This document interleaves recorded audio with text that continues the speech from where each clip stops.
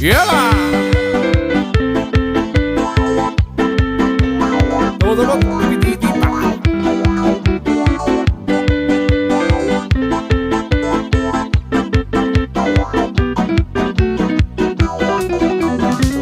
Ako mladé dievča, už je to za nami. Po stromoch som liezla s našimi chlapcami. A vždy, keď na strome zlomili halúsku, hádali mi chlapci čerešne za blúzku.